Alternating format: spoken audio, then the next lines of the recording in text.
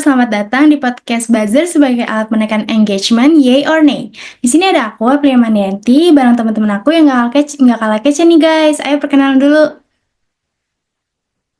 Halo, aku Anjani. Halo, aku Emma. Halo, halo, hai, aku Naila. Nah, kita bertiga siap nemenin kalian semua ngobrolin topik-topik yang gak kalah serius nih guys. Tapi dibawain santai, kayak kita lagi nongkrong di warkop sambil ngopi. Nah, hari ini topiknya lumayan panas nih guys. Kita bakal bahas soal buzzer.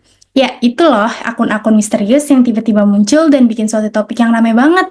Pertanyaannya, mereka tuh bener bikin engagement naik atau bikin netizen naik pitam sih?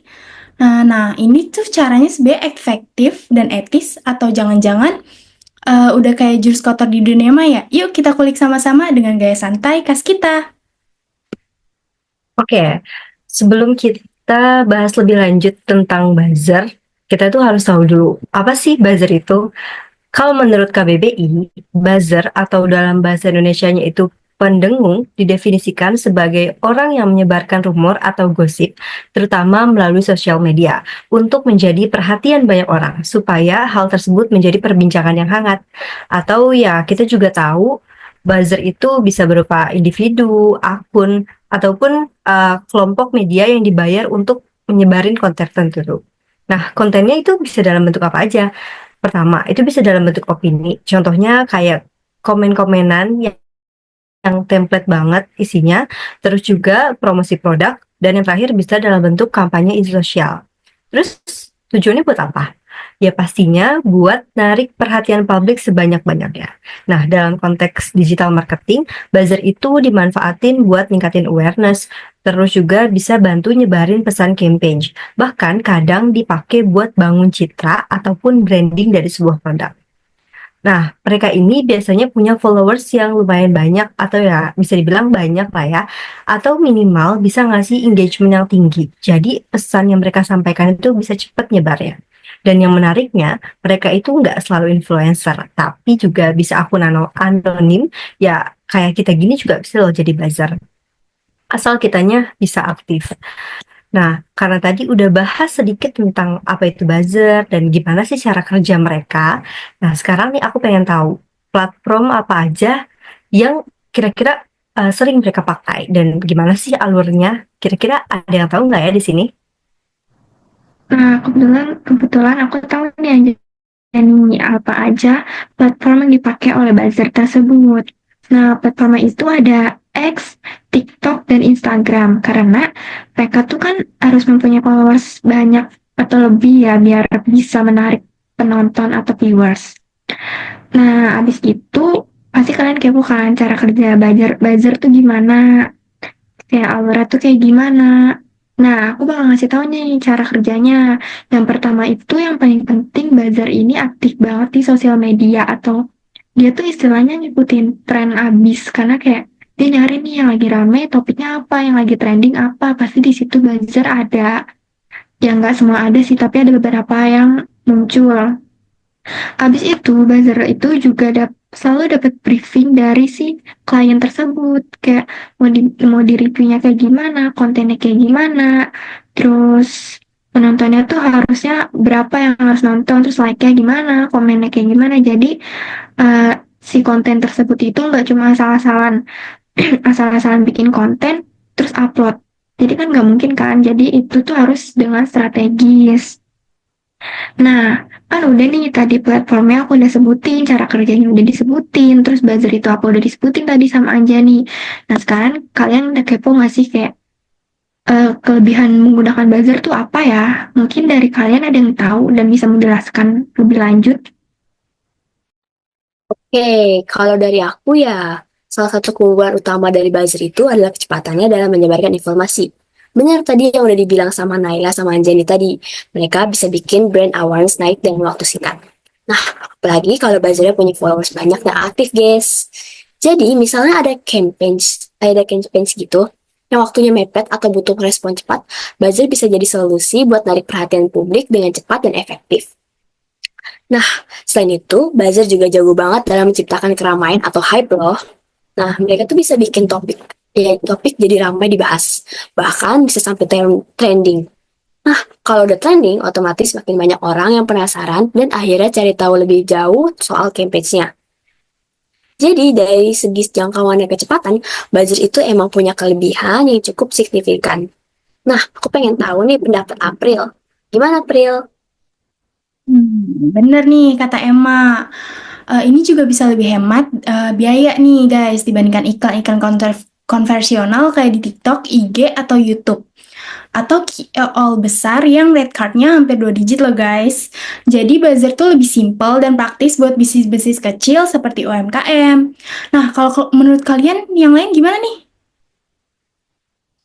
Kalau menurut aku ya, nggak semua tentang buzzer itu positif loh, karena ada kekurangannya juga. Dan salah satunya ini yang harus banget diperhatiin, yaitu soal transparansi.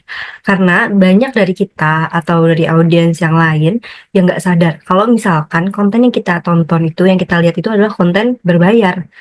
Jadi opini yang mereka sampaikan itu bukan opini yang murni gitu, bukan dari pengalaman pribadi mereka.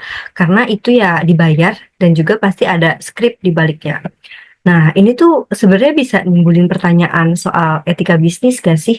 Kayak emangnya fair ya kalau misalkan bikin strategi marketing dengan cara ngelibatin buzzer kayak gini. Apalagi kalau misalkan kontennya itu proaktif, terus juga misleading.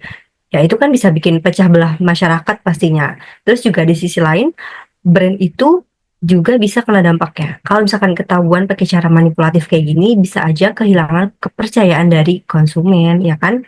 Dan yang paling bahaya itu buat jangka panjang mereka. Jadi menurut aku strategi pakai buzzer gini tuh harus hati-hati sih dan nggak asal ngejar viral doang gitu.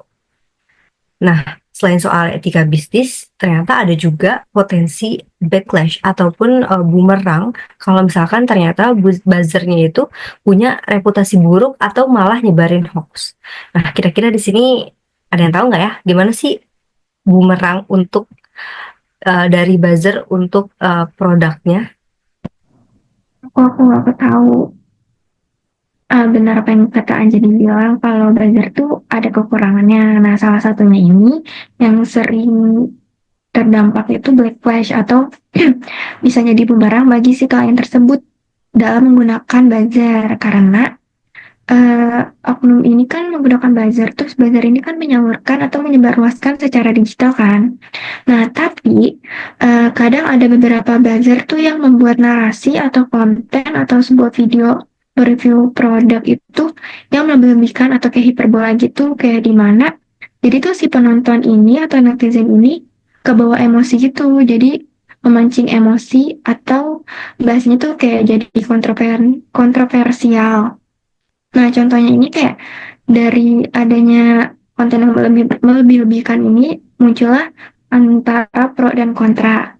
Jadi, dengan munculnya pro dan kontra tuh netizen itu bisa jadi saling serang atau misalkan netizen ini bisa menyerang si klien atau oknum yang menggunakan buzzer tersebut. Nah, dari saling serang ini dan si oknumnya juga terserang, jadi uh, klien ini juga mendapatkan citra yang negatif, baik itu di akun sosial media ataupun di real life juga. Jadi kayak seakan-akan orang-orang tuh ngomongin kok dia pakai buzzer ya, terus buzzernya juga hiperbola banget. Jadi kesannya tuh jelek atau gimana. Nah, aku udah jelasin kan tentang backlash. Terus selanjutnya kan kita udah membahas nih semuanya. Aku mau nanya nih ke kalian, gimana pendapat kalian kalau misalkan menggunakan buzzer untuk menaikkan engagement di dunia digital marketing tuh yay or nay? Gimana menurut kalian? Aku kalau misalnya disuruh pilih yay or nay sih, kayaknya aku lebih ke yay ya. Soalnya asal dipakai dengan benar dan tetap dipakai strategi yang jelas, plus gak melanggar etika juga. Soalnya buzzer itu potensinya gede banget, apalagi buat campaigns yang butuh exposure cepat dalam waktu singkat. Singkat. Dengan jangkauan mereka yang luas dan skill buat narik perhatian, campaigns bisa langsung dapat spotlight dan dibicarain banyak orang. Tapi ya tetap hati-hati juga, jangan sampai kesannya kayak mau ngebohongi gitu. Kalau misalnya netizen dibohongin, lama-lama malah pada malas atau ilfeel. Kalau udah kehilangan kepercayaan, bisa-bisa juga malah gagal dan brandnya juga kena imbasnya dong. Jadi kalau menurut yang lain gimana? Nah, kalau menurut aku, yay sih. Buzzer tuh kayak bumbu rahasia di dunia digital marketing gitu loh, menurut aku ya. Kalian bisa punya konten sekeren apapun, tapi kalau nggak ada yang dorong itu kayak percuma gitu, kayak numpang lewat timeline aja. Terus juga, asal pilih dengan pintar, buzzer tuh bisa ngebantu banget buat branding kalian. Terus nggak harus lebay dan atau nyebar hoax gitu. Banyak juga buzzer yang mainnya bersih, kreatif, dan tetap fun. Nah, gimana nih menurut Anjani? Kalau aku sendiri sih di tengah-tengah ya, nggak sepenuhnya yay juga nggak sepenuhnya nyay. Karena sebenarnya buzzer itu tuh oke banget kalau misalkan dipakai sama orang yang tanggung jawab dan orang yang tahu tujuan dari buzzer itu sendiri. Kalau misalkan pakai cara yang etis, terus juga transparan, dia itu bisa bantu banget buat tingkatin awareness dalam waktu singkat. Apalagi buat brand-brand yang baru merintis. Tapi masalahnya kadang buzzer itu kan dipakai buat nyebarin informasi yang nggak jelas ya, ataupun bahkan proaktif gitu. Nah itu tuh itu yang bikin jadi masalah besar.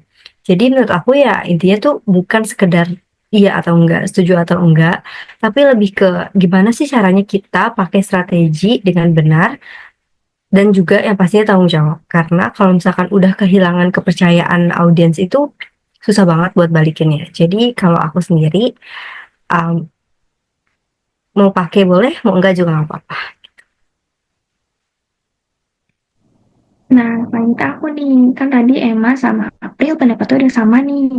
Terus Anjani juga udah 50-50, tapi mau berbeda. Kan Anjani tuh bilang 50-50, tapi menurut aku nggak ada yang namanya 50-50. Kita harus adil, harus milih salah satu. Aku memilih kontra, karena yang pertama, belajar tuh kan gak selamanya nyebarin atau menyebarluaskan di dunia digital tuh yang fakta kan. Pasti ada lah bohongnya.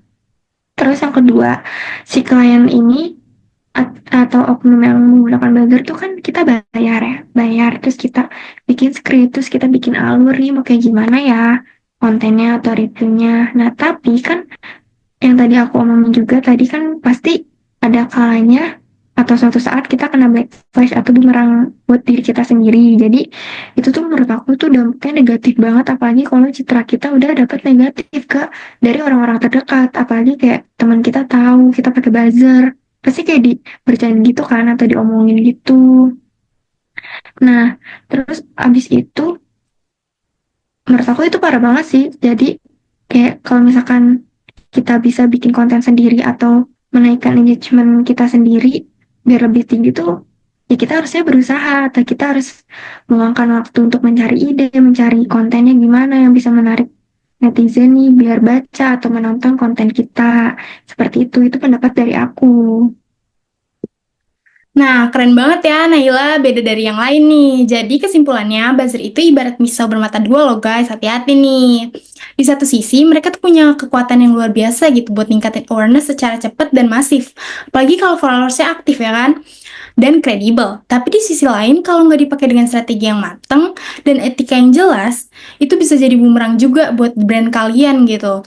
Nah, kalau ditanya yay or nay, apa nih yang bener ya? Bener kata Anjing tadi guys, buzzer tuh bisa dipakai dengan catatan harus transparan, harus jujur, dan harus relevan. Jangan cuma ngejar viral, tapi juga pikirin dampak jangka panjangnya. Nah, karena di dunia digital, trust itu segalanya loh guys. Nah, intinya buzzer tuh bisa dipakai jadi alat komunikasi yang powerful asal dipakai dengan cara yang smart dan bertanggung jawab. Nah, nggak kerasa ya guys, udah sampai di akhir obrolan kita hari ini. Seru banget bahas soal buzzer. Mulai dari yang ngangkat engagement sampai bikin netizen geleng-geleng. Bener banget. Jadi intinya buzzer itu bisa jadi alat yang powerful banget asal dipakai dengan strategi yang benar dan juga bukan asal gas.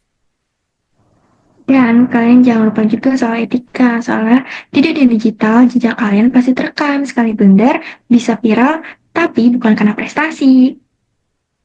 Nah, thanks banget nih guys yang udah dengerin kita hari ini. Jangan lupa follow podcast ini, kasih rating bintang 5, dan share ke teman-teman kalian yang lagi galau mau pakai buzzer atau enggak. Aku Anjani. Aku Naila. Aku Emma. Aku Aprilia Mandayanti. Sekian podcast kami. Sampai jumpa. Bye. Bye-bye.